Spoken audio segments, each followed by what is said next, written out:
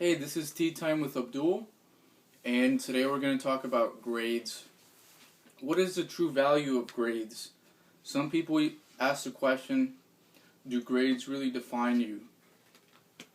All through your life, you've been told that you have to get good grades to be successful. You need to do your homework and do well on the test so you can pass your classes with a good grade, so you can go to a prestigious university or a good college, so you can get a good job and have a happy life.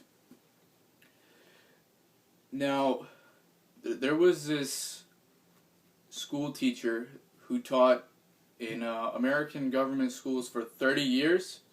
Yeah, 3 decades. And he accomplished so much with his students. He was New York City State Teacher. He was New York City Teacher of the Year.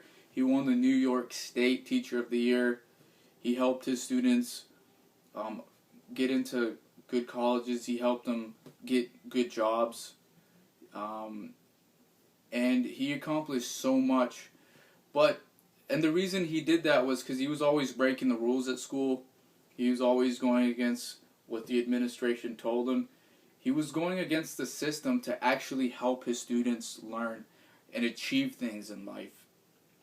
And eventually he couldn't take the politics anymore. He didn't have the energy to fight the system anymore, and because he got older, and he eventually had to quit. And what he did after that was he did a lot of research into like the history of school, its origins, what it's about, and he wrote about school and the education system and how to make it better, why it sucks. And this is amazing. What was his name again? Oh God, his name was John Taylor Gatto. Okay, John Taylor Gatto. Gatto, Gatto. Now here's the amazing thing about him. He spent time with the people who do admissions at Harvard and Princeton University, and he discovered amazing insights that blew his mind and blew my mind. Maybe they'll blow your mind too. We'll see. Okay, so he was talking to the admissions people at Harvard, right? And he asked them, like, what do you look for on a resume? What's the first thing you look for? And the first thing they look for, you would never guess this in a million years. The first thing they look for on your resume is not your grades, it's not your SAT score, it's your hobbies. A lot of people think that's insignificant. So insignificant, in fact, that sometimes people tell you, just leave that off if you can. Now, why is it that they don't value your grades and SATs as much as your hobbies? Because that's the most accurate thing about you. That's the most accurate thing that tells who you are as a person, and it really goes into your mind and your heart. And it makes perfect sense to me. A person's character is determined when they're given the free choice to do something, and they achieve things out of their circumstances, using their own free choice and creativity. That's what makes someone great. There's 2 types of motivation in psychology. There's intrinsic and extrinsic. Extrinsic is like the carrot and stick type, or you have a mouse and he's going through a maze. It's basically punishment reward type of robotic motivation. And intrinsic is like it comes from within. And that's what makes people like Steve Jobs. It comes from within. Is it more benevolent? Not necessarily. Not necessarily. It just comes from within. But it's way more powerful. Now, what they look for specifically is in your hobbies. They look for whether you have a intellectual hobby, a physical hobby, and a social hobby. They like to see those 3 things. For the physical hobby, they want you to do a solo sport and preferably something that's dangerous and life-threatening. Why is that?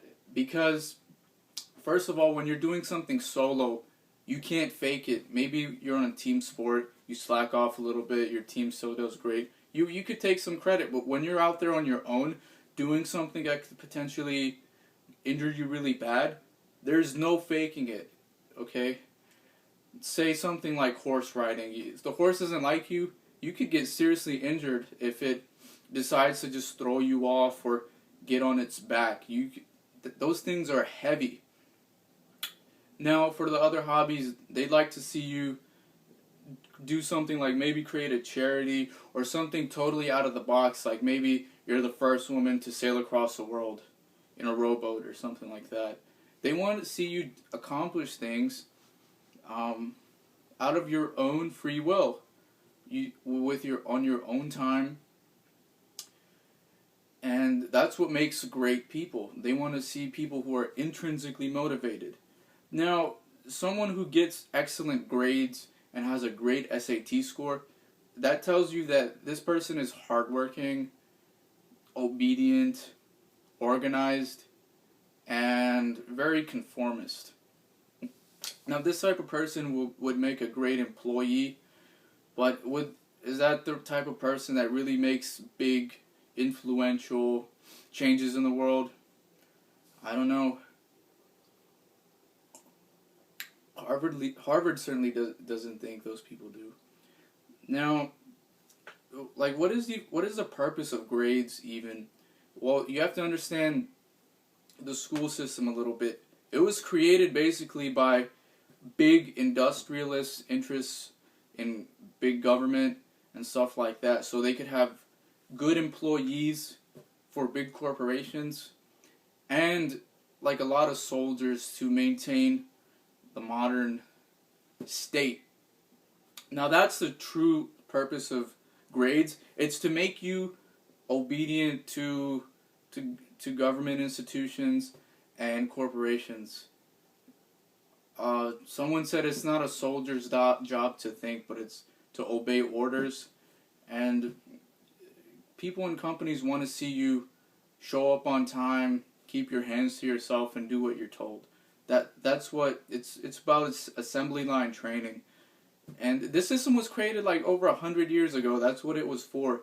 So that's what grades are, and that's what this is what universities are looking for. So what I think is that in your lifetime, maybe it might be wise just to try to go to a good college. Maybe getting an IT or engineering degree is not that bad. I mean, I think it's certainly honorable to do something like that. You make decent money, have a respectable job, so you can support yourself and your family. You're not a leech on society or other people. That's a good thing.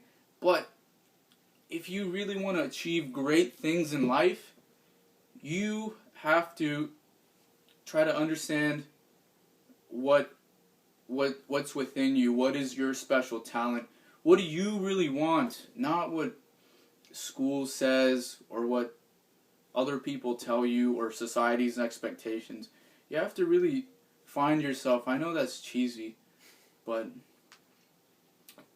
that's what Harvard wants. They want intrinsically motivated people who are creative, out of the box thinking, and who will achieve great things. I think maybe that's the type of person you should want to be. I don't know. It's up to you. This was Tea Time with Abdul. Have a good day.